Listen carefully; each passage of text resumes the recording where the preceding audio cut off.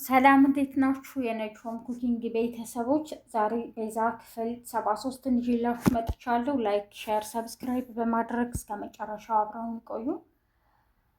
ቤዛ ዛሬ ወደ ቤቷ ተመልሳለች። ሱራፌል ምንም አታውቅም ብሎ ነው የሚያስበው። ቤዛ ሁሉንም ነገር ማስታወስ ትችላለች። ሆስፒታል ኮማ ውስጥ ሆኜ ሲያወራ የነበረውን ሁሉ እኮ ሰምቻለሁ። ጭራሽ ዶክተሩ ወንድሜ ነው። ሱራፌል ግን ምን አይነት ሰው ነው? ይህን ያክል ዘመን አብሬው ስኖር እንዴት ስለሱ አላውቅም? ጭራሽ ለዶክተሩ ሊድረኝም አሰበ። ምን አይነት ተአምር ነው? እኔ ምንድን ነው ማድረግ ያለብኝ? እኔ ነገሮችን ዝም ብዬ ማየት ነው የምፈልገው። እና ደግሞ ዶክተሩ የእሱ ወንድም ነው ማለት ነው። አሁን ገና አውቄያለሁ ትላለች። እሱም አይዞሽ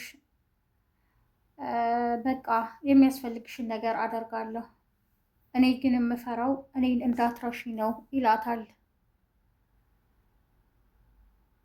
ምግብ ላብስልልሽ ብሎም ወደ ኪችን ይገባል። ሱራፌል ወደ ወንድሙ በመደወል ወንድሜ እስከዛሬ ተጫውተህብኝ ስለነበር አሁን ግን አግኝቼሃለሁ። ይህን ሁሉ ነገር ያደረኩት እውነት ጥቅም አስበልጬ አልነበረም። እኔ ይህን ያደረኩት ቤዛን ከአንተ እጅ ለማውጣት ነው። ምክንያቱም አንተ ክፉና ጨካኝ ስለሆንክ ይለዋል። ሱራፌል እባክህን ወደ ኑሮ ወደ ማንነትህ ተመለስ። ያሰብነውን ማድረግ አለብን። የቤተሰቦቻችንን ንብረት ማስመለስ አለብን። ከቤዛ ጋር ምንም አይነት ፍቅር እንዳትጀምርም ይለዋል።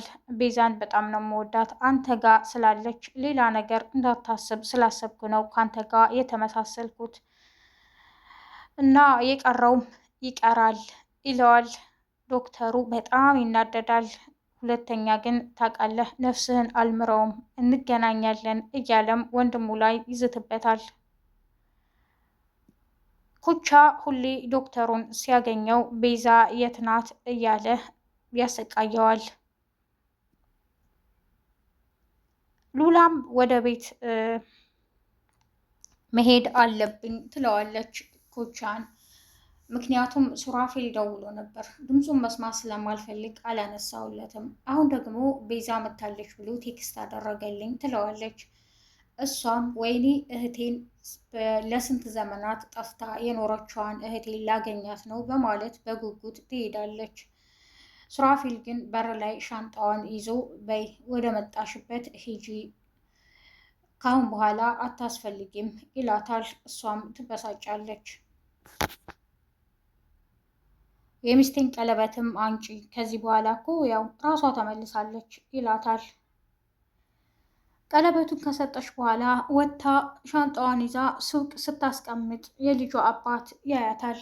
እሱም እንዴ ምን እያደረግሽ ነው? እባክሽን ነይ፣ እኔ ቤት ማረፊያ አለ፣ ሌላ ቦታ ማረፊያ ከሌለሽም ይላታል። እሷ በጣም ትናደዳለች። እባክህን አትከተለኝ፣ እንዲህ ያኔ ስትሄድ ምንም ያልመሰለህን አሁን ምን አግኝተህ ነው እኔን ይቅርታ እያልክ የምትከተለው? ሰው አልፈልግም ብላ አመናጭቃ ትታው ወደ እነ ኩቻ ትሄዳለች።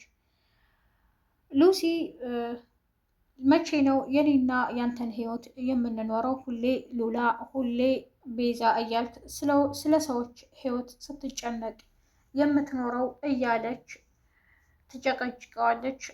እባክሽን ብዙ መከራ አሳልፈዋል፣ ብዙ ነገር ደግሞ አግዣቸዋለሁ። አሁን እዚህ ደርሰዋል። መጨረሻው ላይ እንዴት ነው የምተዋቸው እያለም ያስረዳታል። ሉሲ ምንም ልትሰማው አልቻለችም።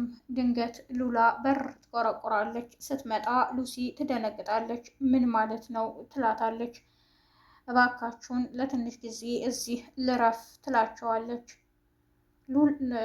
ሉሲ በጣም ስለተናደደች ለምንድን ነው እኛ እኮ የጀመርነው እቃቃ ጨዋታ አይደለም፣ ህይወት ነው። ለምንድን ነው አንዴ አንቺ አንዴ ቤዛ ያላችሁ በህይወታችን እየገባችሁ እኛ በእናንተ ቢዚ የምንሆነው?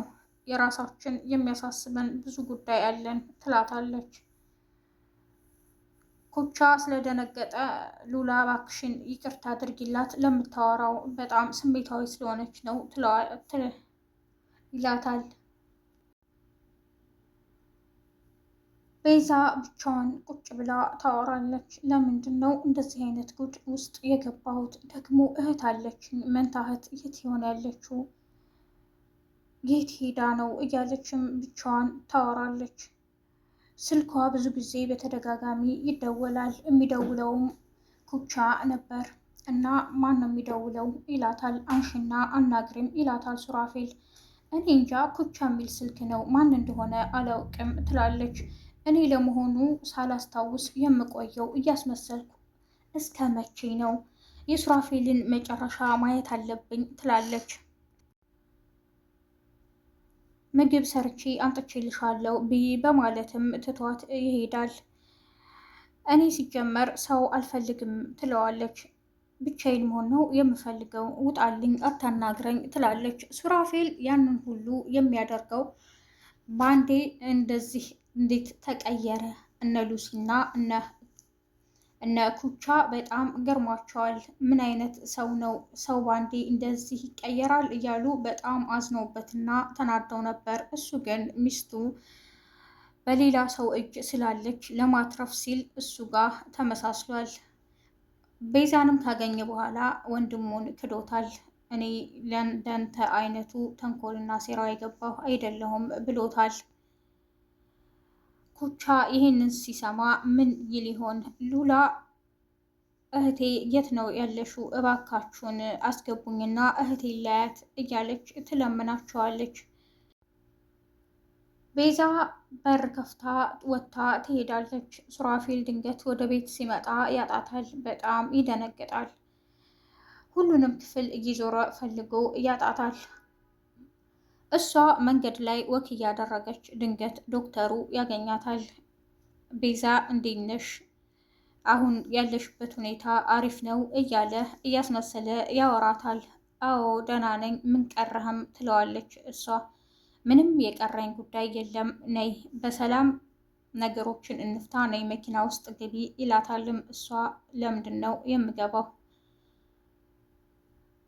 ትለዋለች። የሉላ ጓደኛ ቤዛን መንገድ ላይ ያገኛታል። ቤዛ በማለትም ያወራታል። ድንገት ከዶክተሩ ጋር ቆማ ነበር። አንተ ደግሞ ማነህ ይለዋል። እኔ የሉላ በቃ የልጄ እናት ናት ይለዋል።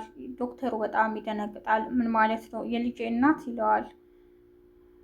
እስኪና አረፍ ብለህ እናውራም ትለዋለች። ዶክተሩም ይዝትበታል። የማትወጣው ጉዳይ ውስጥ እንዳትገባ የነገርኩህ ነው፣ የዛሬዋን ቀን እንዳትረግማት በማለት ትቶት ይሄዳል። ቤዛና የሉላ ጓደኛ አብረው ያወራሉ። ምናልባት እህቴ ልትሆን ትችላለች ትለዋለች። የዛሬው ክፍል ይህን ይመስል ነበር።